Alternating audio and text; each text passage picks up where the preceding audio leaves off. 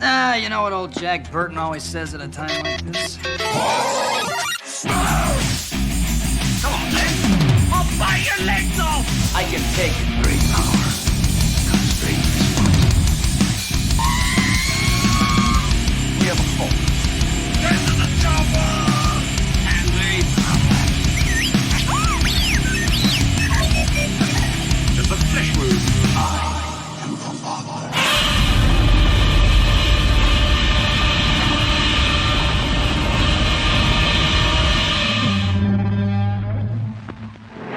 Godzilla, champion and defender of Earth in the Terror of Godzilla. Titanosaurus, Mechagodzilla, destroy them! He holds the front line of battle, while in their spaceships, aliens command a deadly duel. Will the powerful serpent Titanosaurus' cyclone tail and the robot monster Mechagodzilla's lethal rays destroy Earth? See this ultimate test of power, the Terror of Godzilla, rated G. And welcome back to... Let me stand corrected. This is the 28th episode of the Monster Movie Stompdown. As we previously talked before the show, I messed up last week. This is Sludge, and of course, sitting across from me is Mark. And our brothers from Texas, because we have a special guest tonight. Of course, we've got... It's me, Ruben, in Corpus Christi. And our special guest is none other than Ruben's son, RJ. RJ, say hello.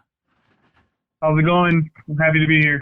Oh, dude, we're stoked. Awesome. I've been asking for RJ to jump on an episode for a while now. So, dude, I'm stoked that you're here. Want to... His busy college life prohibited him so many times from joining. That's true. Exactly. Yeah. Now, quarantine time, so I'm sitting here.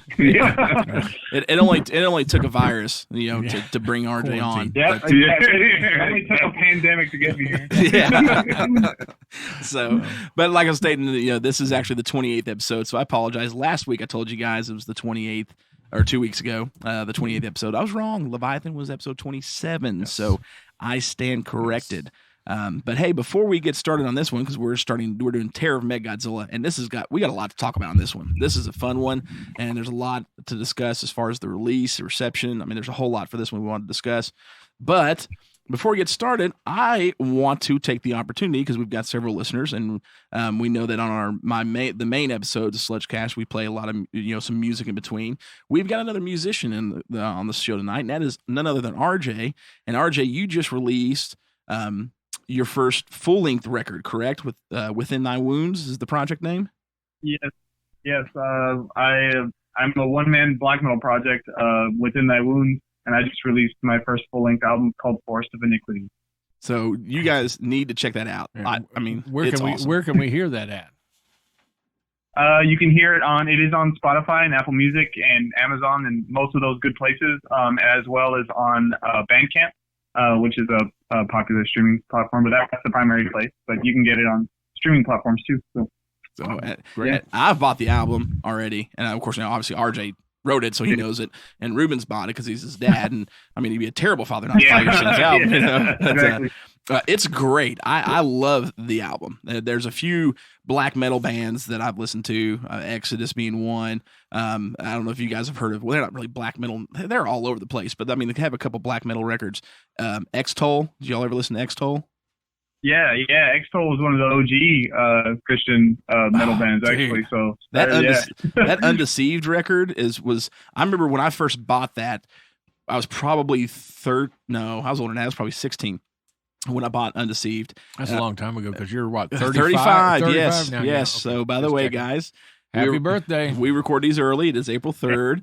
You'll hear this Saturday, but it's my birthday, and it's actually 13 minutes into my birthday. So this is how I'm starting my birthday off is with you guys, and absolutely love it. So a long time ago, you listened to... A long time ago, I listened to X-Toll Undeceived.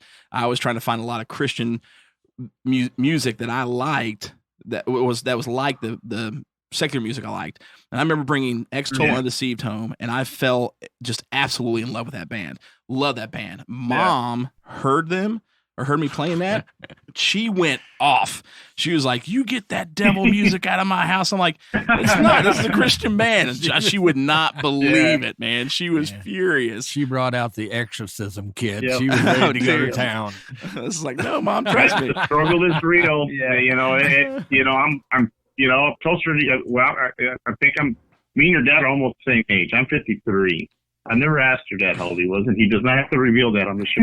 I'm 58. But, I'm okay. you know, I'm 58. Yeah, he's 58. you know, okay. I remember, this is funny because I remember in 5th grade being so into Kiss. I mean, Kiss was everything. And I went to a Catholic elementary school. So we had nuns for teachers. Oh, man. And I remember this nun, boy, she just said Kiss is the devil and y'all shouldn't be listening to them. And one of these days, they're so terrible, they're just going to kill a man on stage. Oh, you thought that was so funny when she said that. And they're so evil, they're going to kill a man on stage one of these days. And, you know, now, you know, it's tame compared to, you know, some of the. I wonder if they thought that. Imagine the Norwegian black metal scene. Yeah, Oh, my gosh. Those nuns would, they would. It's wild. It's Instant wild heart what they attacks. thought was. Yeah, and we are Yeah. pretty close in age. My first concert, Kiss and Bob Seger opened up for him. So yeah, I was a Kiss fan back in the day myself. Man. Oh yeah. Still have never seen So- Kiss. Still Oh, haven't. yeah. So. Awesome. But I mean, great band. The Destroyer record you introduced me to at a very young Oh, age yeah. is still my favorite Kiss album. Like I love Gene's writing more than anybody else's in the band. So Destroyer was totally it for me. I mean, God of Thunder was. Oh yeah. Like I would rock that. I don't know how many times. Yeah, Destroyer is a staple. My favorite is Hotter Than Hell. That's a great album. Good That's my album. favorite. Good album. Non-live studio albums. I mean, you can't beat Destroyer. Destroyer is almost on another level, but my favorite is Hotter Than Hell. Oh, so good. So anyway, back to we digress. we digress 'cause we'll rant about music. We could really rant on music. So, man, we could do a whole. I would love to do a whole show about music.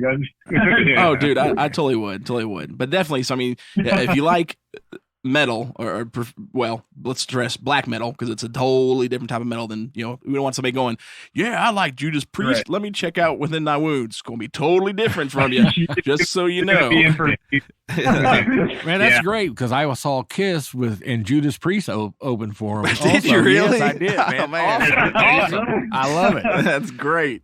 Yeah, so definitely go check out RJ's album, Within Thy Wounds, Force of Iniquity. It's a great record. I mean, I've listened to it a couple times, and RJ definitely hats off to you, man, because I know you did the whole thing yourself.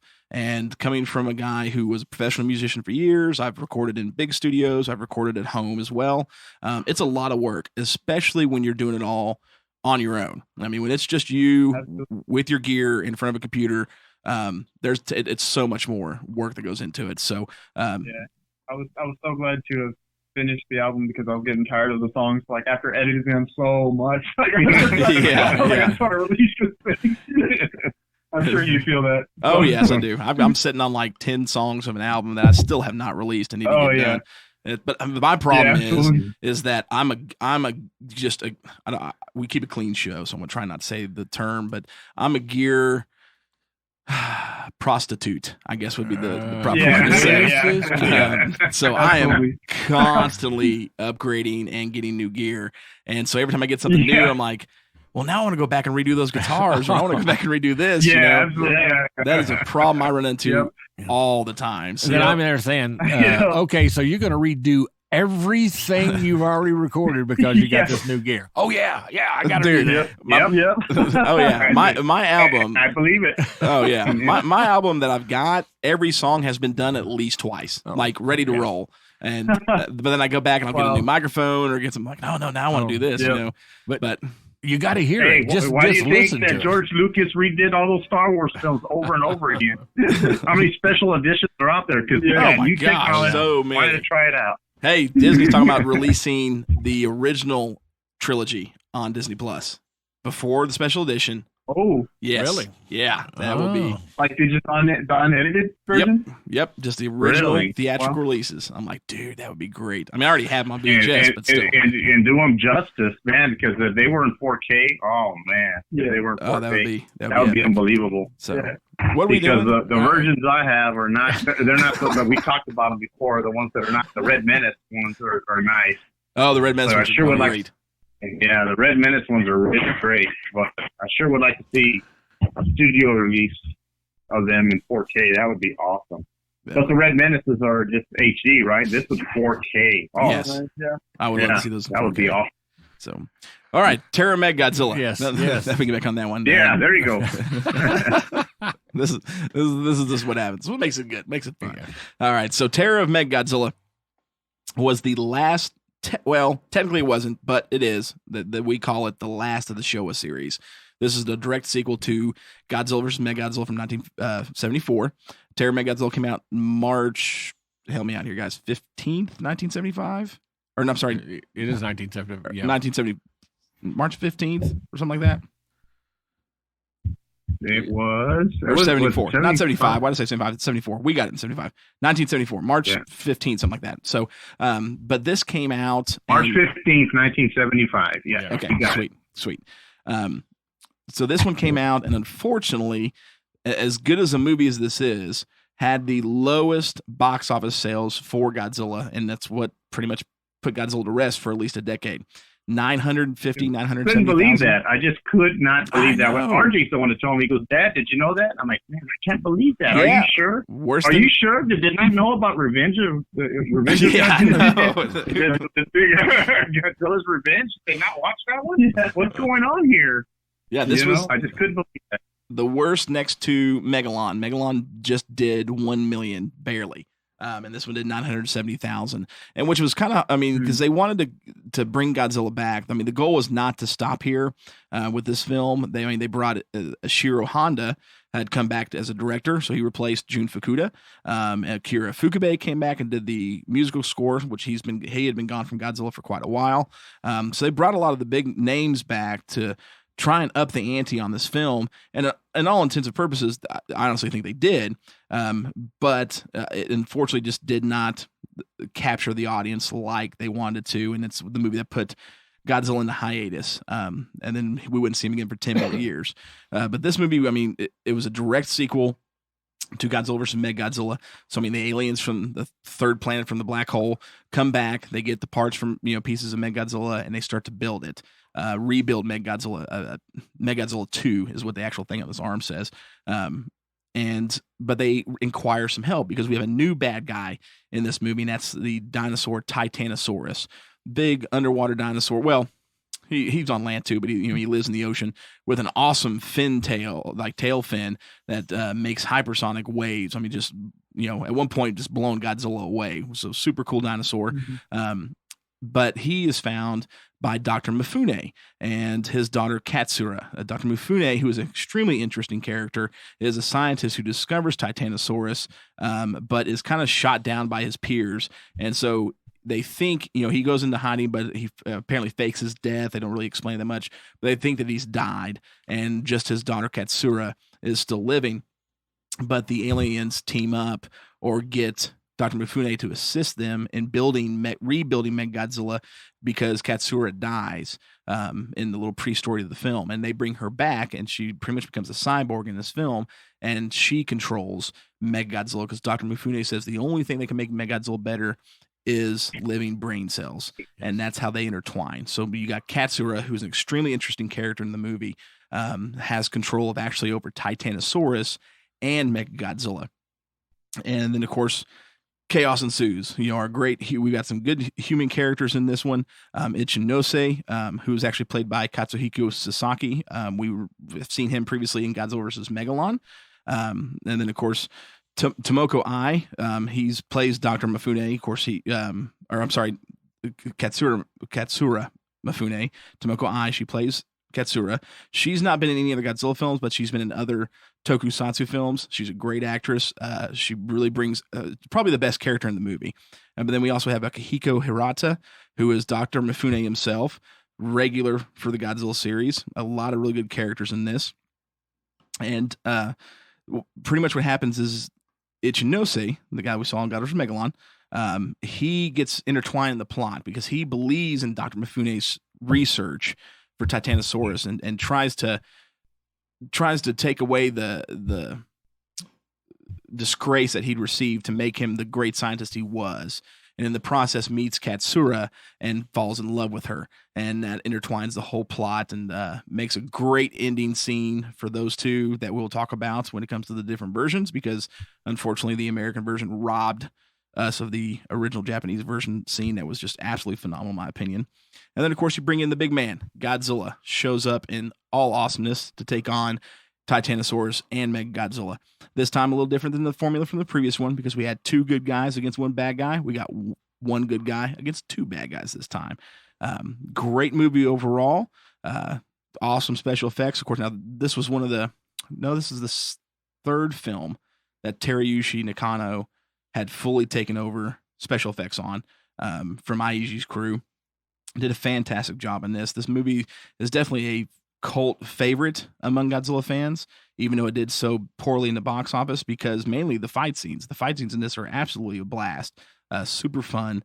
Of course, Akira Ifukube's musical score helped bring a darker tone to the movie overall, make it a little more serious instead of the campy films we'd had previously.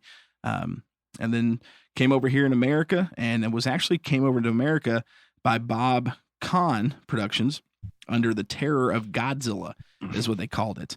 And of course, now the Terror of Godzilla had edited out some scenes, which we'll talk about in a little bit, for the theatrical release because they want to have a G rating. And then not long, probably about a year after that, Henry Saberstein's company, I think at the time was actually called UPA, released it on TV as the Terror of Mechagodzilla. And that was very different because it had a completely different intro and included a few of the cutscenes from Bob Kahn's release back into this one for TV. And it was a PG movie instead of the G rating. But very, very, very fun movie overall. Let's go ahead and jump into the things that we liked, didn't like. Let's go with RJ, man. RJ's the guest today. Let's let RJ talk first. RJ, what did you like and not like about this film? I mean, like I said, I gave it a 3.5, so I enjoyed it pretty much all the way through. I just want to, right off the bat, I love Titanosaurus. I think he's probably the best part of the movie, in my opinion. I mean, of course, other than Godzilla, he's always the best part. But Titanosaurus, I love him as a villain. Even though, he's kind of used in the same way Mechagodzilla is. There's just something, in my opinion, I think Titano is underrated because he's just terrifying.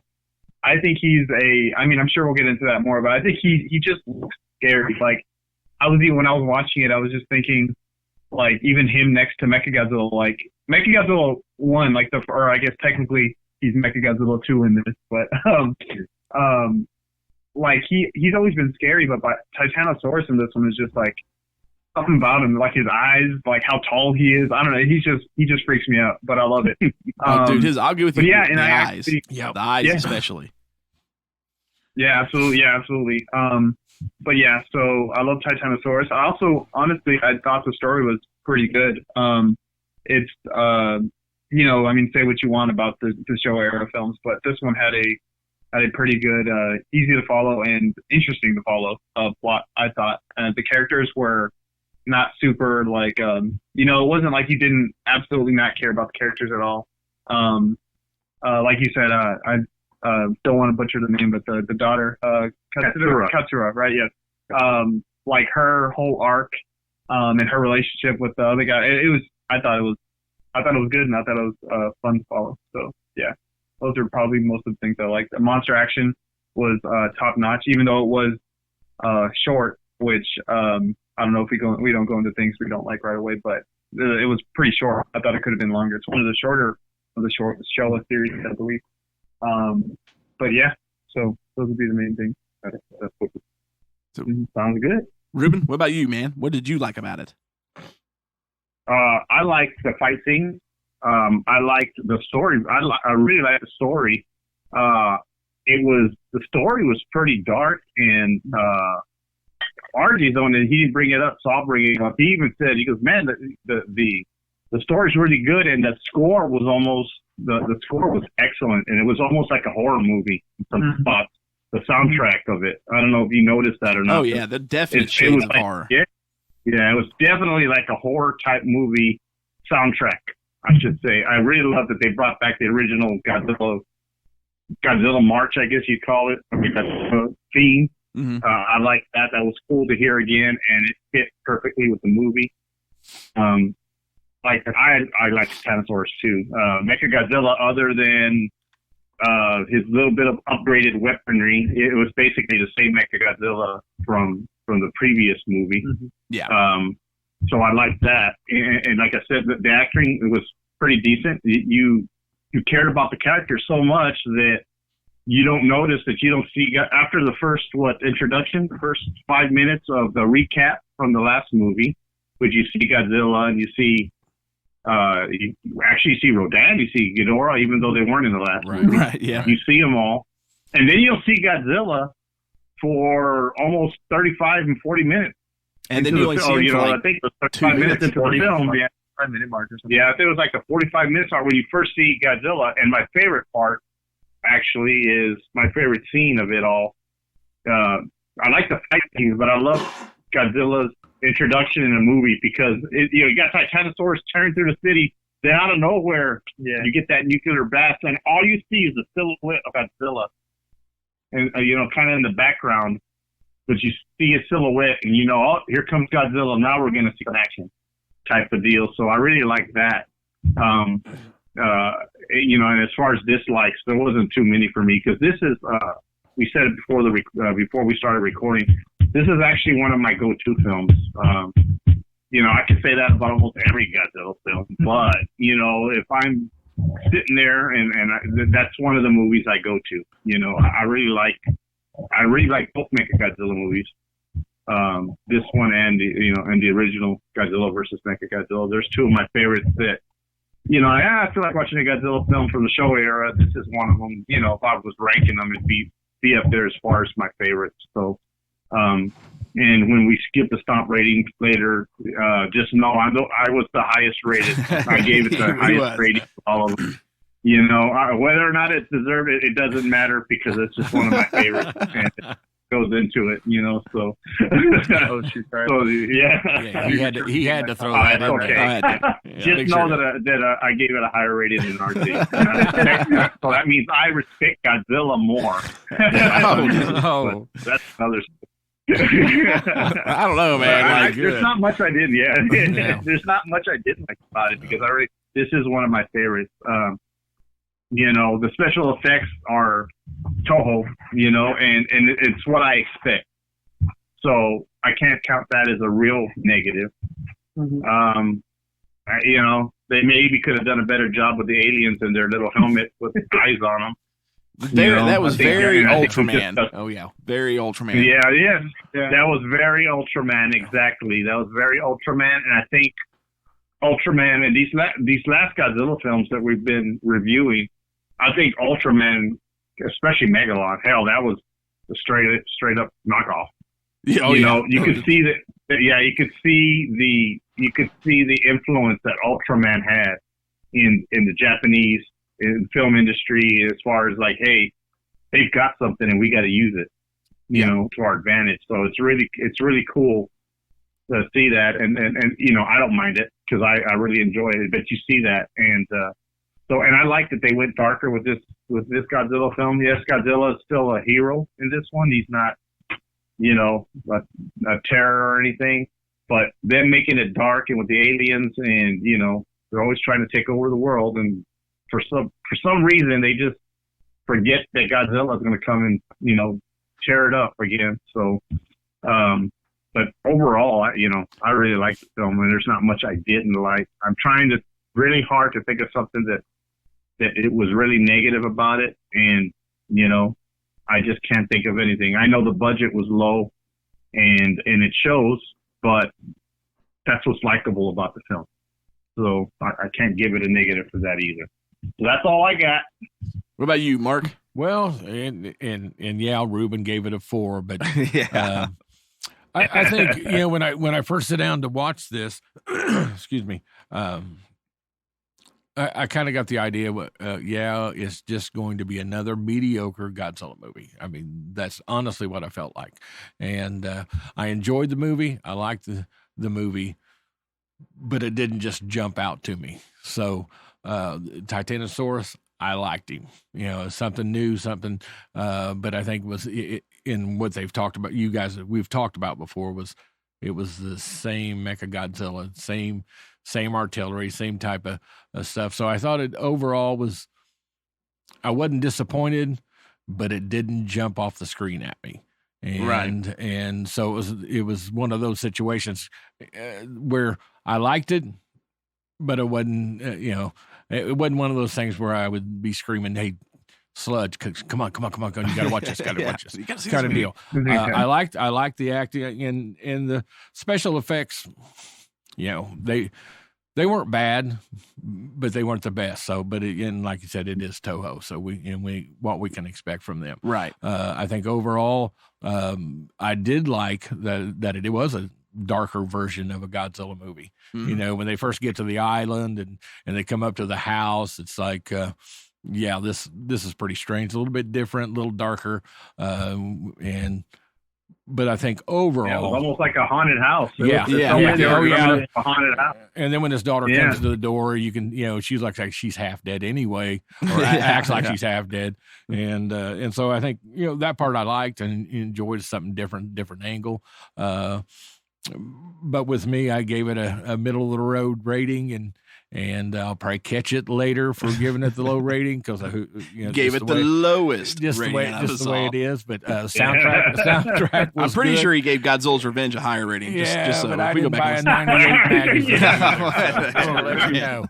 I don't own anything 98. Okay? So anyway, oh man, just wait till we get to 98. And I don't know, you know what? Once I get to 98, that's gonna be rough. That's okay, man. Well, when we get there, Mark's gonna give that like a stellar rating, and I'm gonna give it like one of the lowest. Okay, so we know where we're at. His true colors will come out. A Godzilla movie.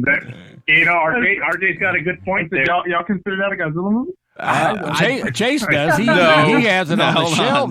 Wait, in the nerd room. We're on Terror of Mechagodzilla on this one. I have pictures to prove that. Unfortunately, yes, we will have to consider that in the Godzilla films because they had the actual license. Well, and because he's in another Godzilla film. I mean, he is in Final Wars. Okay. Yeah, but it's kind of like they had the license and then they just like totally trashed it. Throw it away. Totally, completely freaking trashed it. That's what they did. You know what? Thanks for the license, but we're gonna go ahead and do our own. Dude, I sat down the other day and watched Gargantua, 1998 film about giant mutated salamander. Okay, terrible movie. Terrible movie. One of the worst giant monster movies I've ever seen. And I got done watching it, and I was like, I had more fun than that than I did the other 98 film that came out in the same year. I was like, this is great. So anyways, I mean, you tend to have to defend yourself. Yeah, I have to dealing with you guys on a daily basis. Anything else, Mark? No, I'm good right there. Okay. Thanks, RJ, for bailing me out there. I appreciate that. Can't believe that. All right, so let's go with what I liked about this movie. There's actually quite a few things I liked. One again, the suit. I mean, the mega. It's the best. I like the suit. Oh man, the Mega Goji suit is awesome. Yes, I forgot to mention that. It's that perfect hero, but look, but also got that look, kind of like you would think of somebody like Blade. Menacing look. Yeah, so you're right. I should have brought that up. Man, he's the hero, but it's got a menace. It's a menacing costume that's really great. I love it. There's a couple scenes in this movie, especially that I feel like they did more so with this suit this time around than just Godzilla vs. Mechagodzilla, where there's looks on his face, or they shot the face just right, where especially when he first shows up, where he's just got that look like I'm about to jack you up. I mean, like that's what's getting ready to get rocked here. So I love the suit. I mean, this is probably my favorite. Hands down, my favorite '70s Showa suit.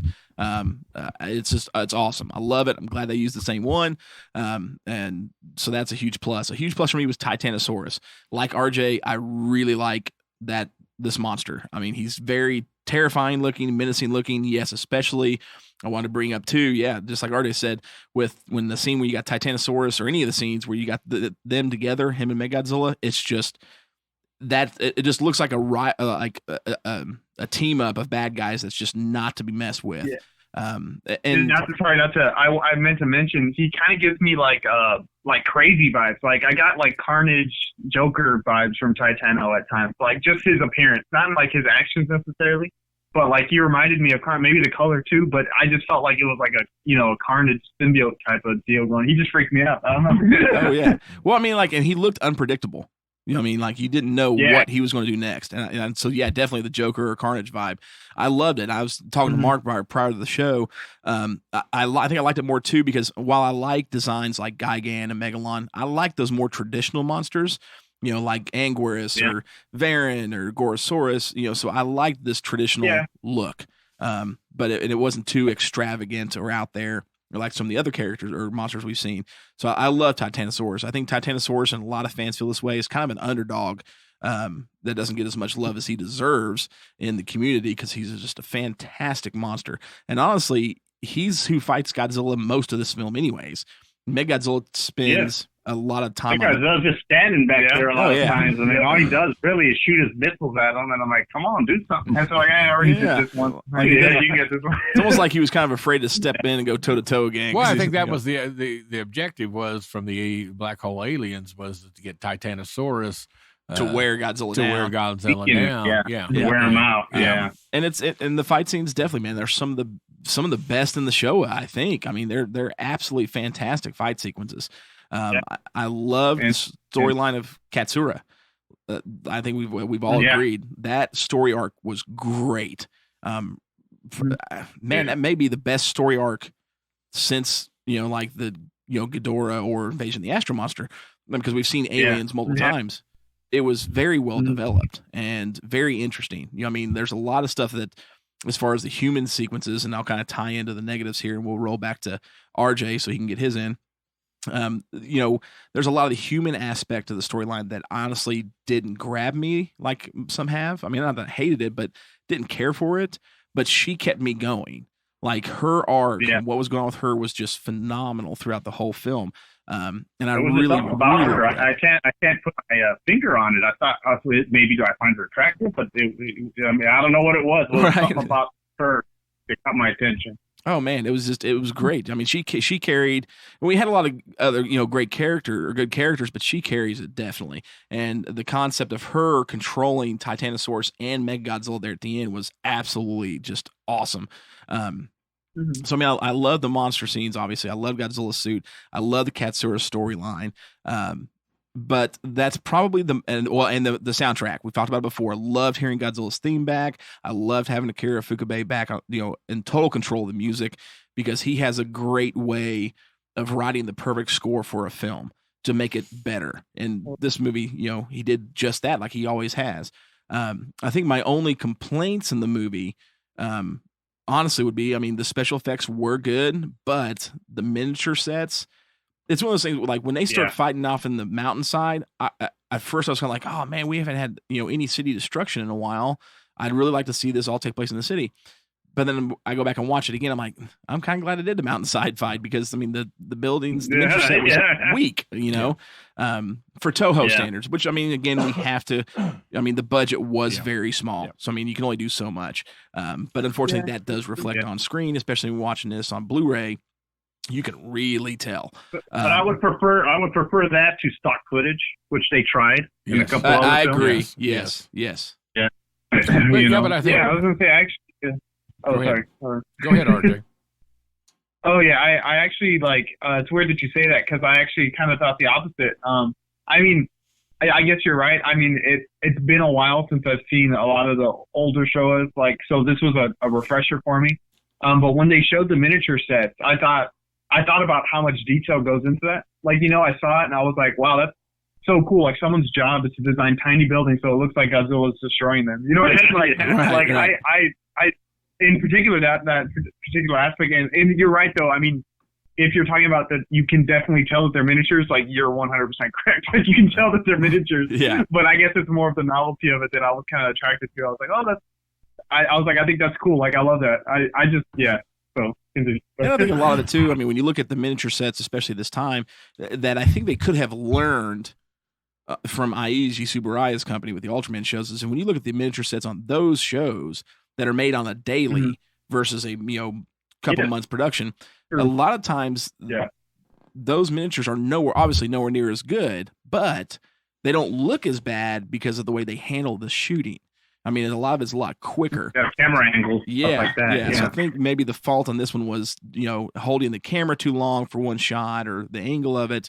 They could have probably done a little bit better. And of course, you know, that goes with the the cinematography, which was I can't even remember the guy's name now, but I mean, they did an okay job. So I mean, that was one of my only complaints, was just what was, I guess, that aspect. The other one, my only actual complaint, has nothing to do with the Japanese version. We talked before we'll give our final stomp rating here in a little bit.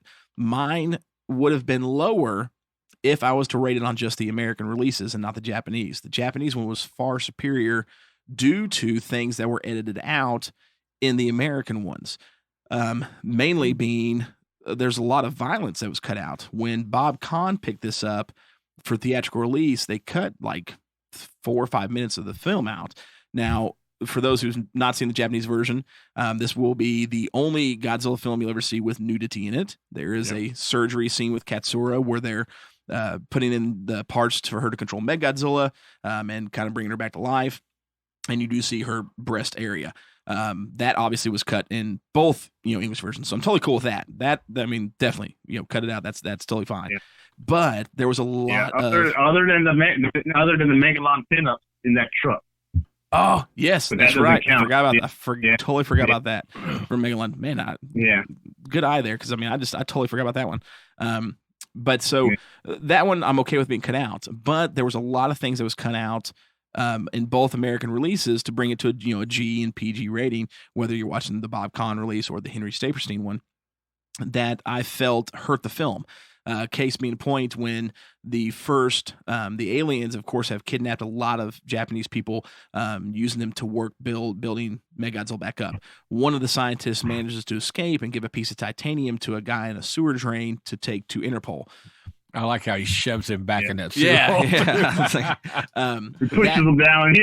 Yeah. That was awesome. He just gets his head and pushes him back down.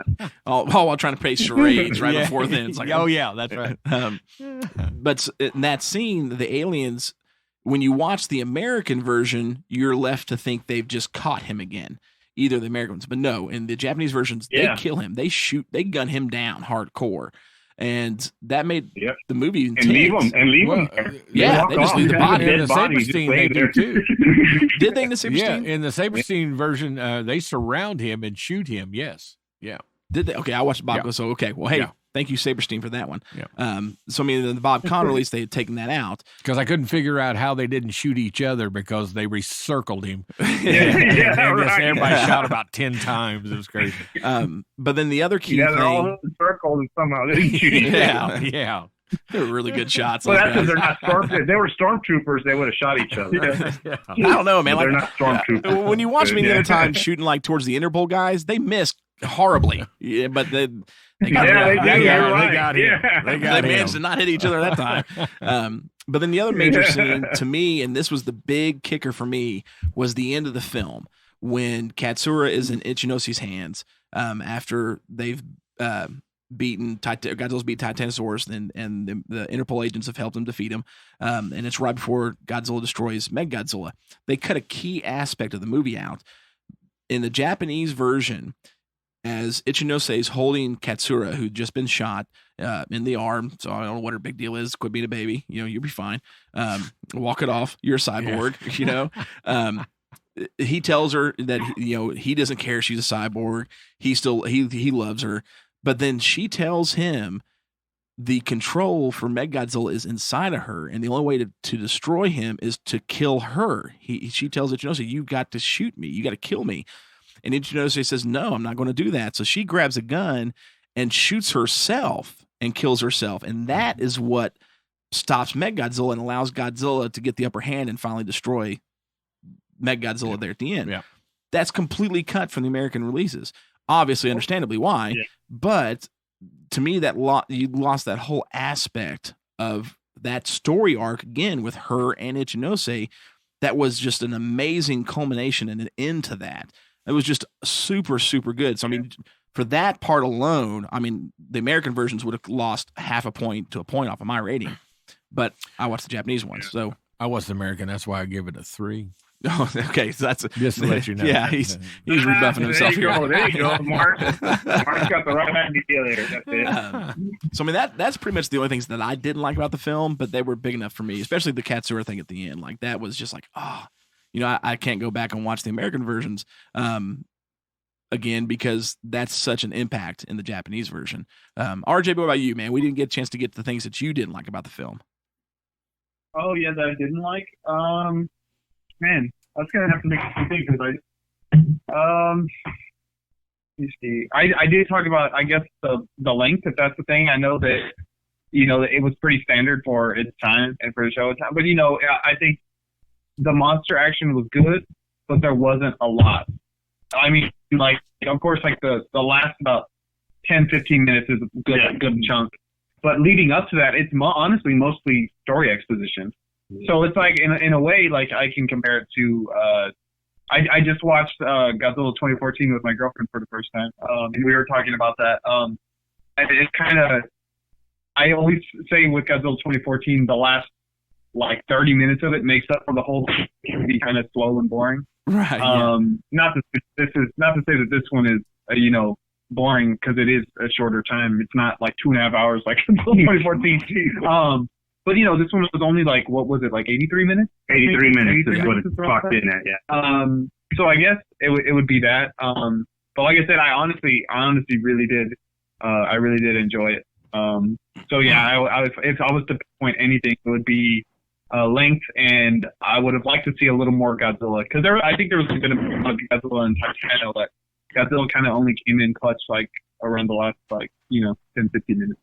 So, yeah, I mean, that's true. I think a lot of that too goes into the director. I mean, you look at who we got, Ishiro back. Okay, Honda's back for his last Godzilla film, and he was much more. Now, I do think the one of the fault here, of course, is that you did not have Shinichi writing the story like he had done with every movie that he's worked with Ishiro Honda on. You had Yukiko Takayama doing the writing. So I mean, there's a little bit of fault there too. But with Ishiro, you get that he loves to develop the human characters. And with all of his films, you have less Godzilla time. Where right before, or the three previous films before this, we had Jun Fukuda. And Jun Fukuda, of course, loves the action. So he was all about the more Godzilla and the more fighting, the better. So that is a pretty drastic change. So, I mean, I can agree with you that on that RJ too as being kind of a... Yeah. But I mean, even like, it is still hard for me to like pinpoint that as a negative, though. It's kind of me trying to be nitpicky, I guess. Right. Because I mean, because I know that it's like, that was kind of like you said, other directors and writers had different sort of approaches, but I like the overall dark, and like, I like the story, I like the dark tone. So like, I'm fine with that kind of trade-off of good story and dark tone and good cinematography in, contrast to just like monster fighting the whole hour and a half, So right.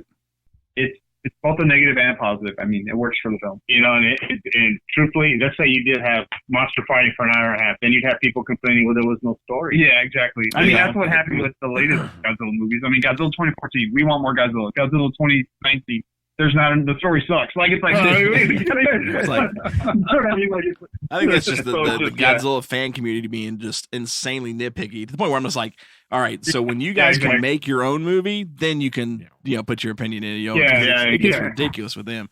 And I've seen some Godzilla fan films with they're making their toys on YouTube, and they're not that good.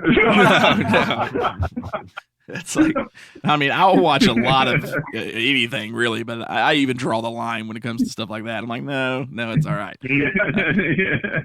Yep. But in the same token, though, I mean, if you're somebody wanting to watch a Godzilla movie, you're wanting more Godzilla than what this movie has to offer. Yeah. You know what I'm saying? You're right. And you're absolutely right. That's why I kind of brought it up that it was only, I mean, we don't see Godzilla till, if it wasn't for Katsura, I would say, where's Godzilla at? Come on. Yeah. Give me Godzilla. Yeah. And so I think, you can push it to where it's too much and people complain, definitely, like you're talking about. But if you're trying to show somebody, hey man, check out Godzilla, you got to check this out. You definitely want more than what this one definitely had. But I mean, I will say though, what time he is on the screen is absolutely awesome. I mean, these are some of the most entertaining fight scenes. I mean, really, with him and Titanosaurus is just absolutely great. I love it. And I will say the onslaught, because we got the onslaught of Mechagodzilla just firing all he has against Godzilla and King Caesar, Godzilla vs. Mechagodzilla. The onslaught this time around was so much more intense. I loved it. I mean, with the back catching on fire on Godzilla and the whole 9 yards, I'm like, dude, it was good. I mean, the action was a lot better. Really a lot more action than normal for an Ishiro Honda film. I mean, when the action starts, it almost feels like like Jun Fukuda was there directing, even though he wasn't. I mean, it felt like one of his films when we know it was Honda doing it. And Honda's action's not so choreographed or intense like this. So that was nice to see. It felt like kind of got the best of both worlds when it come to having Honda and Fukuda. Because I mean, Fukuda was great. I mean, I love Fukuda. I actually was thinking about it the other day. I was like, what all else has he done? Because I've seen a lot of his films he's done for Toho. But I come across a movie that I had just recently picked up, but I haven't watched it yet. That his first movie for Toho was a movie called The Secret of the Telelegian, which is kind of like a cop murder mystery movie that was absolutely freaking phenomenal. Like that's probably my favorite Jun Fukuda film now, above any of his Godzilla films. It was amazing. So it was nice in this one because to get that feel of Fukuda was still there, but he wasn't. I like that. I mean, so hats off to Honda to be able to do that in this movie to give us, kind of almost like a full mix of the Showa of Godzilla, I would say. I mean, you kind of got a little bit of everything from the Showa series culminated into this one movie. I thought it was a great conclusion to the series, especially with, the final shot of him going into the water. I mean, of course, like they didn't know that it was going to be the end of the Showa series. Like you said, they planned on, it wasn't supposed to be, but it kind of like that final scene kind of wrapped it up perfectly. Yeah, it did. I only wish they would have used the actual Godzilla suit, because that suit they used in the water sequence was the I noticed that right the away. Fake Godzilla suit from the movie prior. And as soon as he shows up, I was like, "What the?" I was like, "They changed that." We did so good the whole movie. What happened? Yeah, you didn't see in his face. Like it was just a totally different. Like it looked more like I guess like derpy. You know what I mean? Oh, it was. Well, it was that. It was the fake Godzilla suit from Godzilla vs. Mechagodzilla. That they used in the first fight. In the water. Yeah, the first, because if you especially on Blu-ray, if you'll pause it and look at it, they patched because it's the suit from when Godzilla and Mechagodzilla first fight in the 74 film. Yeah. And where that part blows off on his arm to reveal the metal underneath. If you go back and look at this one on Blu-ray and pause it, you can see where they just patched that up. Like you can still see where the hole was. It's so inappropriate. Yeah, big budget on this one. But it was fun. I mean, I kind of said, "Hey, go out to that dumpster. Is it still in the dumpster? Go grab it." I got some thread. We'll sew that up. That's good. We'll get this taken care of. So now, but I got to ask too, since we talked about things we liked, didn't like. I mean, it's a great movie. It's still, I mean, there's definitely worse Godzilla films you can see than this. Now there are a lot better ones you can see too, but of course this did technically end an era. I mean, this was, even though the 84 film technically still was a Showa film, it's considered Heisei. This was crowned as the end of the Showa era for Godzilla. But I felt like they did go out with a bang. But we haven't brought this up yet. But what did you guys think? Because for those listening, there are 3 versions of this film. There's the original Japanese version. There's the Henry Saberstein version that was released on TV and home video. And then there's the Bob Kahn Terror of Godzilla one as well. Now, the Henry Saberstein one that is actually longer than the Japanese one. It ran at like 89 minutes because they created an entire new intro sequence with stock footage, obviously, from older Godzilla films, to kind of give a backstory or almost quasi-history of Godzilla. What did you guys think about that? I don't know if I watched it and it was okay. I thought it was, something that didn't just jump right out there, but it was, especially for new fans, it give you kind of an overall history of Godzilla, where he came from. And I thought, it was okay. I mean, it was at the most, it was okay. Right. What about you guys, Ruben, RJ? Well, for the longest time, I didn't have the Japanese version. Yeah, all I had was the Henry Saperstein one, which is the PG one, and it was all. I mean, watching the Japanese one now, I'm like, hey, I was robbed, but Yeah. but that's all we had, and I enjoyed it, and I'm fine with it, you know. And I know they were shooting for a, you know. Now, the only question I have is now which one I saw as a kid. I saw it in the theater. So if you so saw was that if you, on version or the yeah, so if you saw it in the version theater, the theatrical version didn't have that intro. That was the Bob Kahn release, right? Because I don't remember seeing that intro at all. Yeah, so that the intro didn't come about until Henry Saberstein, or at the time, I think it was still technically UPA, had gotten the rights to release it to TV and home video. That's when they had added that whole intro sequence. Okay, and that's because I don't remember that. You know, of course, I was a kid, so I'm not going to remember much. I was 12, I think, when it came out here. And so yeah, I mean, is it also I read that the Saperstein, was it Saperstein or the Kahn version that actually had at the end of the movie, there was like a retrospective? I'm not sure if one of those had that or not. I'm not, I can't, I don't remember. Now, I read that one of them did. I just don't know which one. They had like a little retrospective, and it was stock footage, but it was kind of like they kind of wrapped it up or something. You know, I think it was only in video. Yeah, I would think it would have to be the Saperstein one then. Yeah, it had to be, right. So, yeah, I mean, like I said, forever, Saperstein was the only one I've ever seen. And as a matter of fact, probably RJ's the one that RJ saw, you know, until this came out in this Toho collection, and then in the Criterion, which this is the one we watched. Yeah, we didn't have the Japanese version to look at. Now the Toho one has both. I can watch the English or the Japanese, but I'm not. I think I hadn't even seen the English one on there. I've always seen the Japanese. Mm-hmm. Yeah. Because I hadn't seen it before. And I know as a kid we probably watched the English all the time because I didn't want to read. You know, because I know RJ was surprised when he saw Katsuro's breast. He goes, "Hey, what's the?" Yeah, because he hadn't seen that before. It wasn't in the old movie he watched as a kid. You know, he didn't see that. And just so everybody knows, they were prosthetic. They weren't real. Yes, very much. Yeah, they were. Yeah, so it wasn't. It was like, you know, seeing a naked robot. It's not really the same thing. I mean, it was. Yeah, I was surprised. I was like, oh.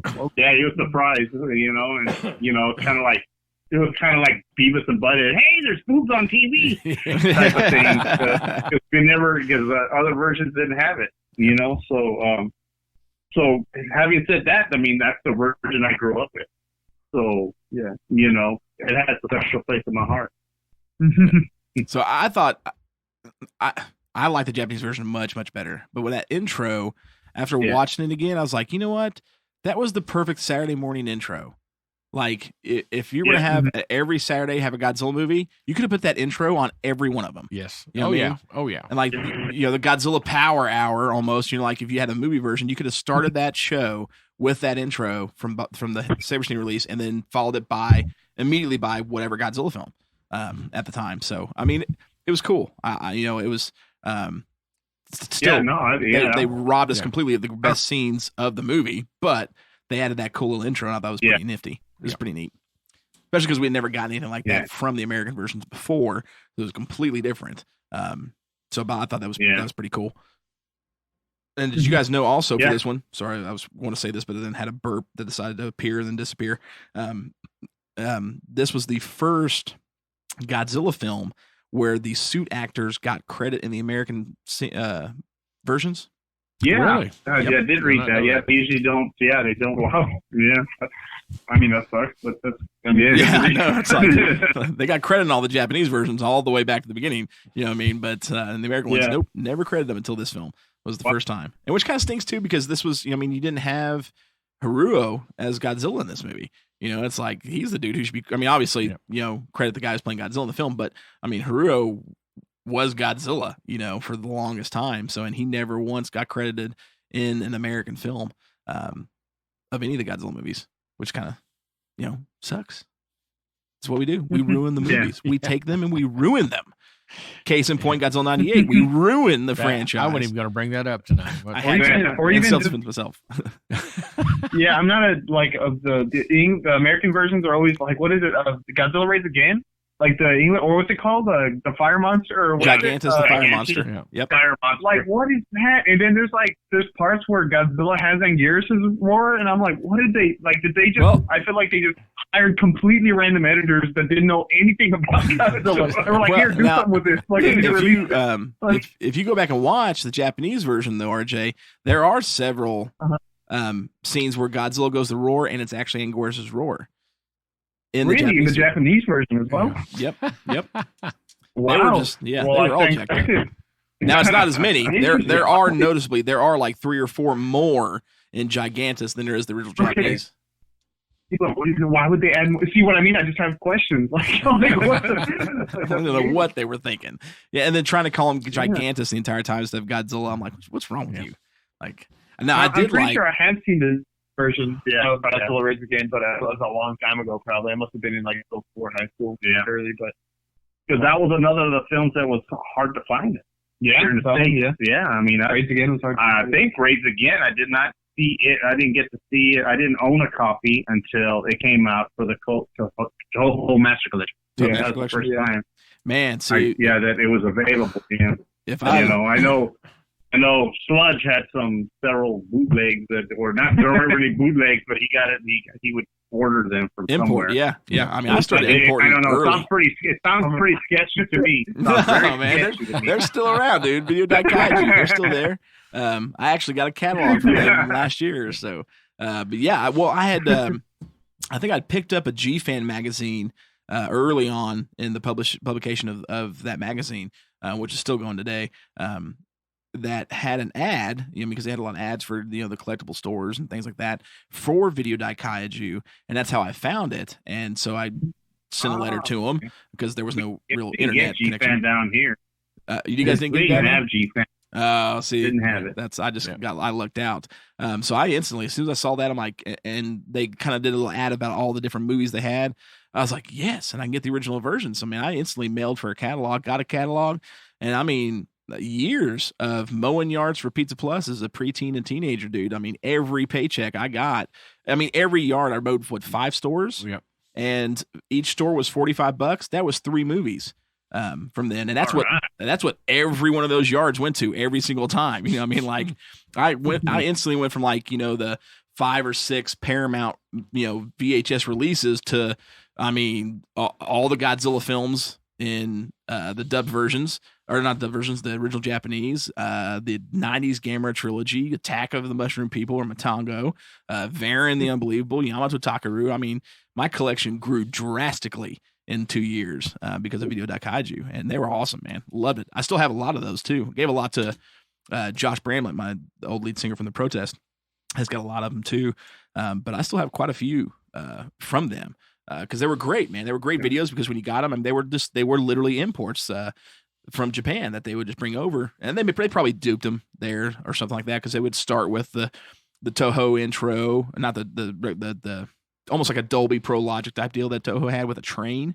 They would do it, and then you would actually get like most of the time 2, sometimes 3 trailers for the movie before the movie started. Then the movie, and then at the end, some movies like I remember. My Gamera 2 and Gamera 3 VHSs, after the movie was over, they actually were able to put like 15 minutes of behind the scenes footage on the VHS tape itself. So it was pretty cool for a preteen teenager Godzilla fan in America, dude. That lit me up all the time. I loved it. So, you're prime Godzilla territory where you're at, because I know that G-Fan magazine, that's out of Chicago, right, Illinois there. Well, no, G-Fan magazine's actually out of Canada, but G-Fest. Oh, it's out of Canada. Yeah. Okay, I thought it was out of Chicago. I thought it was the guy who did G-Fest who did that. It is JD Lee's. Yeah, he's actually out of Canada, and the magazine comes from there. But they do the G-Fest in Chicago every year. They've always done it in Chicago. He felt that was. Oh, I see. And I just assumed he was from Chicago. Nope. Yeah, because that's where they had it. Have you been to G-Fest? Me, yes. I've been to G-Fest once. I'm really debating whether or not I'm going to go this year or not. Pete Quinn is really talking me into it. But actually, I went. Man, what year did I go? I'm trying to think what it was. It was an experience and a half, I'll tell you that much. Because when I went, man, I want to say it was probably 90. No, it was 98 is when I went. Oh Are wow! you No, sure it was wait, 98 or just 98's on your mind? No, it was no, because I remember. No, it may have been 97 because I remember going and I went into the dealer room and. Date now. No. Well, I'm trying to remember because, well, no, it had to have been before because it was before Godzilla 98 came out. Because when I had gone, no, maybe it was around the time. Well, I was able to find You anyways. went because they were going to have a special preview. No, they Bam, were not. bam, Not yeah, at all. that Not is at all. it. That is it. I remember going. Hey, I wouldn't blame you because back then, what we were expecting versus what we got. Oh yeah. You know, well, see, I remember I was if you would there. have told me 97, if you would have told me 1997, there's a Godzilla movie coming out next year, and you have a chance to watch it now, man, I would have freaking rode my bike up there. Yeah, well, the excitement was super huge for it, but the total letdown. Why would you even say 98? Well, because the reason why I said 98 is because I remember going and in the dealer room there was a guy in the corner who like people were kind of going back and forth to, and they would be walking away putting this tape in their bag. And I was it caught my eye and I was like, what's going on? So I kind of walked over there and he had a box underneath the table. It wasn't on display. And in the box, he was selling bootlegged copies of Sony's Godzilla that came out in 98. And I picked one up, but I didn't watch it until I saw it in theaters. So I'm thinking it had to have been the year prior. Because when when I finally put it in the VHS player, it had the director's timestamp. Yeah, and some of the special effects wasn't fully completed. So I think it was probably 97 when I had gone. But it was an amazing. Who let that man in? Yeah. What's that? Who let that man in? Like, I don't know. Early copies of what? I was pretty amazed by that. Like, to me, that, like, of course, now that at the time I hadn't seen the movie, so I was floored. I was like, oh, dude, this is the new Godzilla film. I can go ahead and get it. But I held on and didn't watch till theaters. And I totally wish I wouldn't have wasted my money on the film there. G-Fest. I could have bought another cool figure. Highway robbery. Oh, it was. But one of the best experiences for me being there, of course, was, seeing everybody. Well, it was Doug Strout, or the guy who was originally going to do the first American Godzilla film back in the early 90s, or no, the late 80s. He was there at a panel, and it was just an overall great experience. I mean, everything they had going on, but the theater room was my favorite because that year was my first year seeing a Godzilla film on a theater screen, and it was at G-Fest, and I actually got to see Godzilla vs. Destroya. I got to see Gamera 2. I got to see Frankenstein Conquers the World, and I think it was The Mysterians was the other one. But I remember I know it was those three for sure. Frankenstein Conquers the World on a big screen. Oh, cool, dude. It was epic. Absolutely epic. So, I mean, it was one of the coolest things ever. And then me and my cousin Chance, my uncle Tim had taken me, my dad's brother, and then his son, my cousin, there was, after things that G-Fest died down there was like some big party going on in one of the other big president's suites or whatever. And there was tons of like food being catered in. And me and Chance snuck in and got a bunch of food from there, and then took it out instead of. There you go. That's what I'm talking about. We walked in pretending we're looking for our dad. Have you seen him? Who's your dad? Bob. Oh, Bob's over there. Cool. And then we just go over and we steal a bunch of like cocktail shrimp and stuff like that. So great experience. I plan to try and go again this year. I always just wanted to go, because a lot of, I'll forget that a large part of my Godzilla fandomness is through collecting figures. So I would always see the dealer rooms with the figure. I was like, oh my goodness. Because as a kid, you can ask my dad, we would be on eBay like 24/7 looking, and I still to this day have not called an Orga or Titanosaurus figure because they sell them for like $100. Right. Oh, dude. But, now if you go to the dealer room, it's just mind boggling because the problem I have with especially eBay is that, and people, not even that, even like eBay, Mercari, those selling apps, for some reason, man, they overprice Godzilla products through the freaking roof. Bad. I don't know how many times I'm like, dude, you'll never sell this for that. I was talking to my sister the other day. I found a Godzilla, the Marvel comic, that Marvel did, #1, graded by CGC, autographed, verified autograph by Stan Lee, Haruo Nakajima, and somebody else, maybe Herb Trimp, who was the artist for that. But it was like a 9.6 graded, CDC verified, all 3 autographs, Stan Lee, Haruo Nakajima, and Herb Trimp. And the dude's trying to sell for $4,000. I'm like, are you kidding me? Like, I'm a huge Godzilla fan. I'm not spending that. Like, Stan Lee's autograph by itself, it's about a $200 autograph, $250. Herb Trimp, you're talking $50. Haruo Nakajima, $100 at most. So, I mean, just for these autographs, I'm not going to spend more than $500 on this book. Yeah. Let's include, it's Godzilla #1. It's a $50 book, graded. Let's throw another $50. I'm not spending more than $600-700 on that book, and they're asking $4,000. Like, that'll never sell. But now, if you go up to G-Fest and you're in the dealer room, dude, you're getting like, Walmart prices almost. I mean, you're getting what you would pay going into their stores versus those outlandish online sale prices. Absolutely. Oh, one dude, of these days we got to make it up there. I was thinking about going. When I want to go. I want to go. Oh, it's so much fun. And from what everyone's told me too, as the years go on, and of course it's just gotten better and better and better and better. And Pete keeps asking me, "Are you gonna go G-Fest? Are you gonna go G-Fest?" I'm like, man, because I want to go to Fanboy Expo in Knoxville mainly because of Carl Weathers, Dolph Lundgren, and then Christopher Lambert's there. Again, Tarzan, not McLeod or any of that stuff. I want my Greystoke VHS autograph. So if I do that, I can't afford to go to G-Fest to do RobCon and Fanboy. Yeah. But man, just honestly, like what's weighing me more now is not so much just even who's going to be at G-Fest this year or the dealer's room. It's the fan base, the friends. Like that's a huge thing. Exactly. Is being around that amount of Godzilla fans is just it's an unbelievable experience. Yeah, that's how I felt when we went to. I mean, because my first Godzilla movies in theaters was 2014. 2014. That's why I was so hyped for that. Yeah. I mean, that's still even though I've seen Endgame and that was great, it's probably on par. That was the best movie theater experience I ever had. Godzilla 2014. Opening night and a bunch of Godzilla fans. Everyone was clapping at every scene Godzilla appeared in for the amount of time Godzilla was in. It was just it was so cool. Yeah. Oh, I love it. So you're right. It's a cool experience just being around that many people that like the same thing. Oh man, one more G-Fest story because it just popped in my head from the year that I went. Mm-hmm. There was a guy named I can't remember his last name. His name was Omar. They had the costume contest, and Omar had made a Godzilla costume, and he won that year. But there was another guy there who had made a Kong costume, like the '62 film. And he got second or third place. I can't remember. There was somebody who did a Mothra one that got right around that second or third as well. But I remember in the costume contest while we're sitting in the room and all these people are coming in doing the costumes. It was such cool, so cool to see. And then of course Omar wins with the Godzilla one, and they got the top 3 or top 5 sitting up front or standing up front showing the suits off.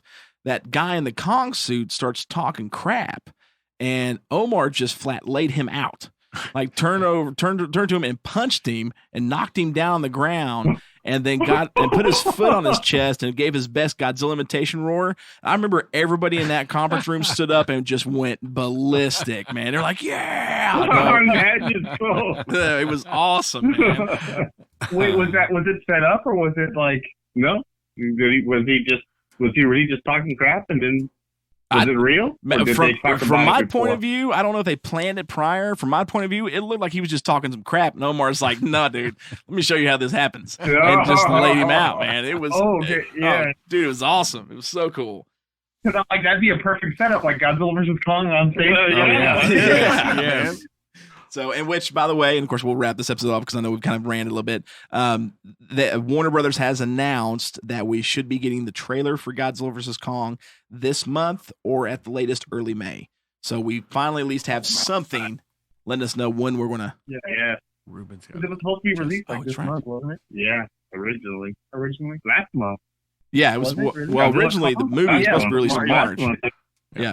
And then they moved it back to March. November. Sorry, I forget it's April. All the days are running together. But the stuff's kind of all running together. So, well, right on. I can't wait. Well, man, actually, before we jet, Ruben, don't you got something for somebody? Yes, I do. Justin McLean, one of our regular listeners, and Sludgecast and our monster movie Stompdown. We're friends on Facebook. And recently, you know, with all this quarantine stuff, now there's like, you know, your top 5 films you put on it. And he actually put a pretty good list up, you know, and I'm like, man, this is a good list. But something caught my eye. And I'm going to do it backwards for you. Number 5 is any of the 3 original Romero zombie films, which this I is agree Justin's with list, right? Justin's list. Great. Yeah. And then Conan the Destroyer, which I would replace with Planet of the Apes myself, but we'll go with that. Jaws, I agree with. Mm-hmm. Go ahead. I was going to say I would replace Conan the Destroyer too, right? with a few other ones. Who would you replace it with real quick? I honestly like the Barbarian better. I mean, if I was, you know, did you like the Barbarian? Baby? Okay, I did right. too. Well, Yeah, I just replace it all together because you know we've talked about it. I love the Planet of the Apes franchise, and the original. Then for number 2, he had the original 3 Star Wars films. Oh my goodness! Yeah, which I can agree with that. RJ, I know that implies the prequels are bad, which is a false statement. But then the number 1, which the number 1 was, of course, all of us here are Godzilla fans. To put any Godzilla film besides Shin and anime trilogy. What? So Yes. to me, Yes. Justin, so that's what he put. So to me, Justin is telling me that Godzilla 98 is better than Shin Godzilla. Oh, wow. Okay. Yes. And I think you might check the history on Justin, because I think there's a comment where he actually says he likes the 98 Sony Godzilla. Yeah, I think we have. Oh, yeah. But Oh, over yeah. Shin Oh, yeah. Godzilla? Oh. Like, look, I know the anime. I know. All right, Justin, here it comes. You just get ready for it. What's the look on your face, Oh, Justin, man. right now? I will give the anime trilogy up in the air for people, because that is a trilogy of films that you either love it or you hate it. Because it is drastically I didn't different. like it, RJ. I never got around to seeing it. I think I watched the first 10 minutes, but I don't know. I didn't see it, but we talked about it. I didn't like it that much. I liked Godzilla it because it was and- different. You know, I like it when people try something new, except for Dean Devlin and Roland Emmerich, because they failed epically at that one. Look, But- I don't want to put a spoiler. I don't want to put no spoilers out there, but I think everybody. I mean, Mechagodzilla is not and will never be a city. I'm No, sorry. yes, that was no. Yeah, Is it a Transformers thing or what? yeah, you didn't even get No, like it's not even a former thing. Thinking of the original G1 that's the city. You're thinking of Not Unicron, he's the planet. I'm talking about Patrick had the toy.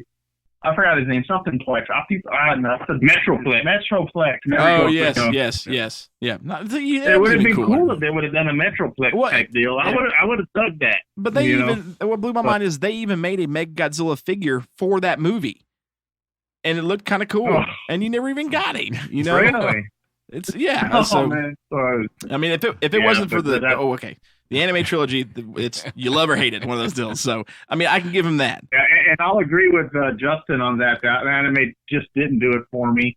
But when I saw that, I'm like, well, wait a minute. Not like Shin. Man. Yeah, dude. So I mean, like movie, Justin, dude, are you putting 98 Godzilla's Revenge, those two movies above Shin Godzilla?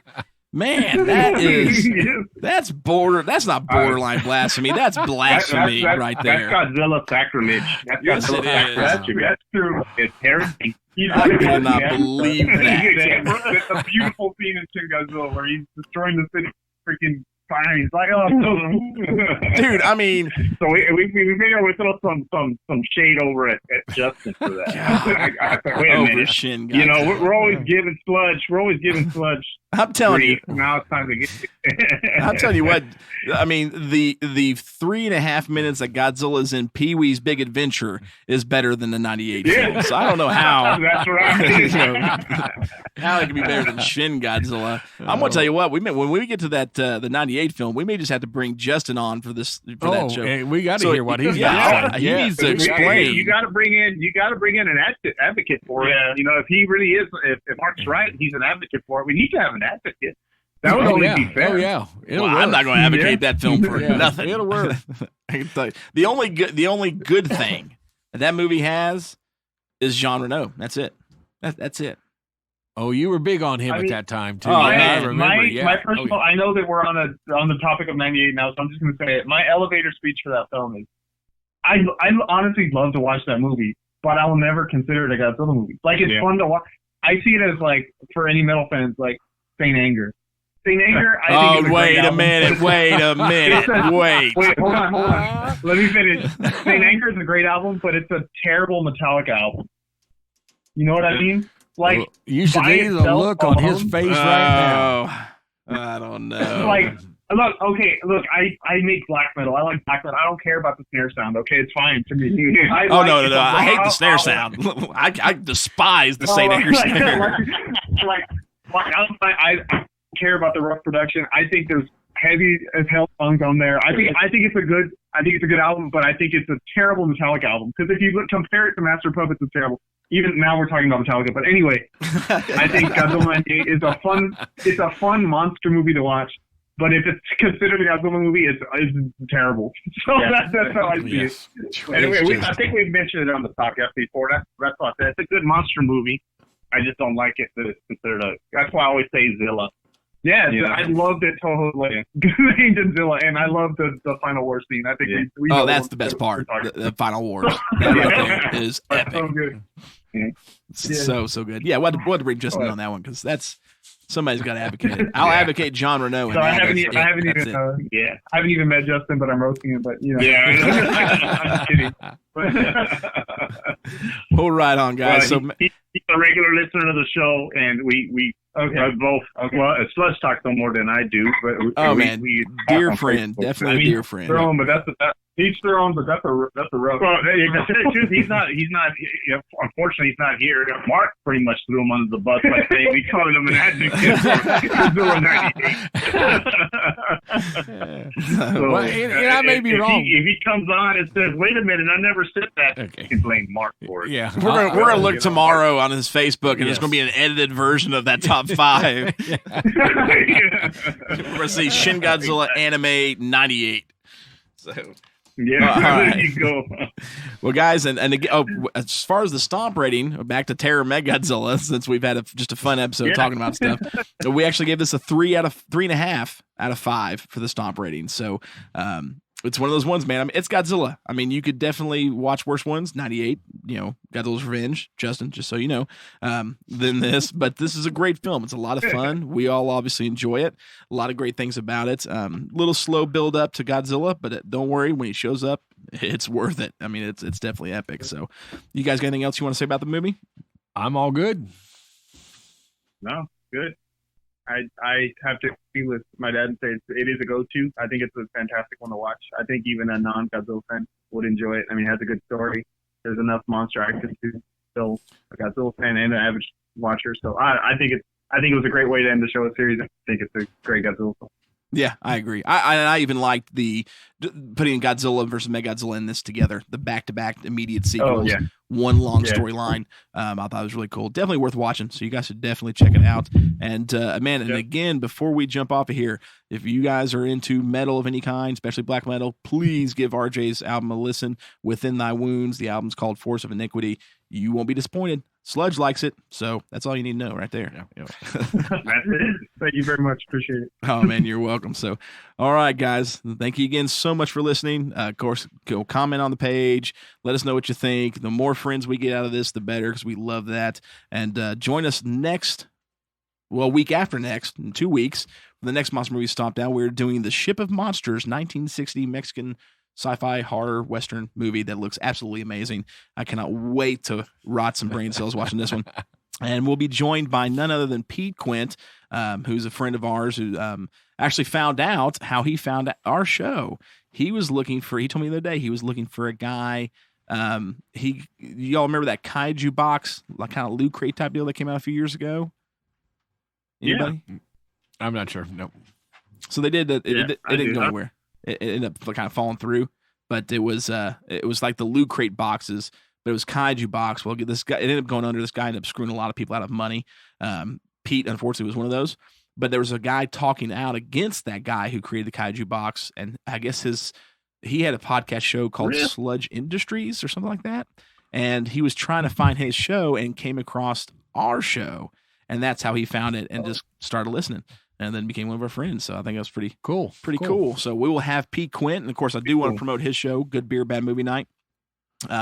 They of course watch, bad movies, that are not very good. It's a great, hilarious show. For, our listeners, we do run a pretty clean show. I'm not saying theirs isn't clean, but, it's definitely hilarious, but they do have a little bit of language in theirs. But it's a great show. I actually just listened to the newest episode, Kroll.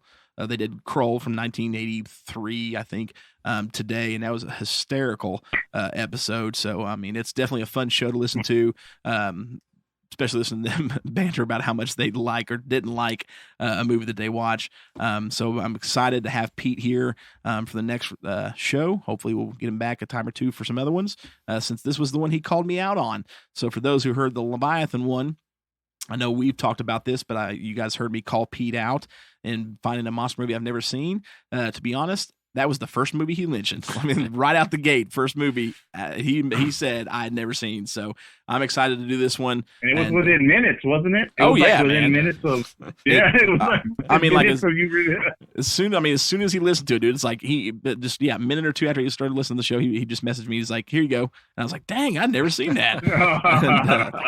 So I'm really excited about this one. But again, guys, thank you all so much. Definitely stay tuned for the next Monster Movie Stompdown, and keep an ear out for the main episode this month. It's going to be a little interesting, of course, with the COVID-19 stuff going on. We got a lot of quarantine.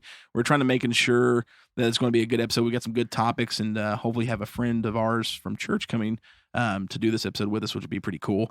We're wanting to dive into the Mighty Morphin Power Rangers on the next podcast episode for the main show, which will be interesting because that's a huge history. Again, all spins off from Ultraman, but there's a much bigger history for the Power Rangers than what you may know here in America, and we're excited to talk about that. Sounds interesting. Oh man, it's gonna be good. Interesting. I've never, Power Rangers was like I was already, 18, 19 when the Power Rangers started coming around. That's more like RJ's area around there. So I know very little about other than the Pink Ranger was pretty cute. But that's about it. Oh yeah, dude. Everybody mine and RJ's age, like that time frame, like Kimberly was the hottest thing ever. Like everyone had the hots for Amy Jo Johnson was her name. She was in that the Comic Con we went to. She was there. Yeah, she was there. Yeah, she was there. I admired her from afar. So not me, man. I would have got a picture right there with her. Be like, and then send it to Josh Bramlett from the protest. Be like, I got a picture with Amy Jo Johnson. What's up now?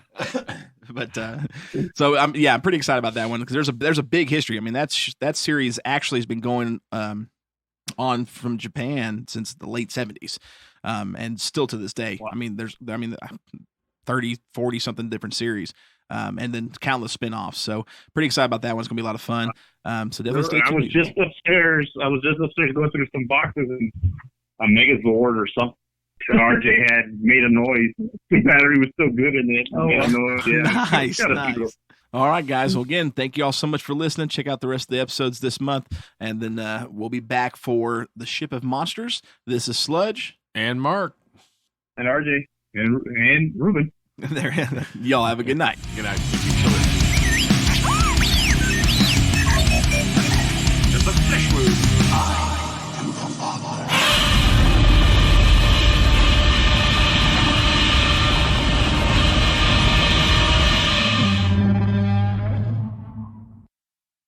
I think actually the Godzilla 98 moved him into really liking Ferris Bueller's Day Off too. That's a great movie. Oh yeah, it is. There is nothing wrong with Ferris Bueller's Day Off. Yeah, you don't need no Godzilla 98 for that. Mr. Broderick. No, Broderick was great back in the day. Oh yeah, okay. But man, I'll tell you what, he crapped his career down the tube with that Godzilla 98. Well, you bought the magazine, dude. It was just there. Upstairs. Okay, complete. Just letting you know. Just letting you know. $2, man. $2. Car time. Hey, hey, to keep that up, man, you're gonna have to start taking that Geritol. You're getting old. Who? Not me. You. No, you. You. No, I'm already there. I'm good, man. I don't think that's. Yeah. All right, here we go. I'm bald, gray-headed, the whole 9 yards. Dude, the moment I start balding, I'm shaving my head. I've already tried it. I know it works. I'm doing it. So. All right, here we go. We ain't never going to get this started. Never. It's out of control. This is the stuff we're going to put at the end of the show for people to listen to. All right, here we go. 28. Here we go. Dang it. I don't remember what episode it was. Oh my land. Okay. Okay.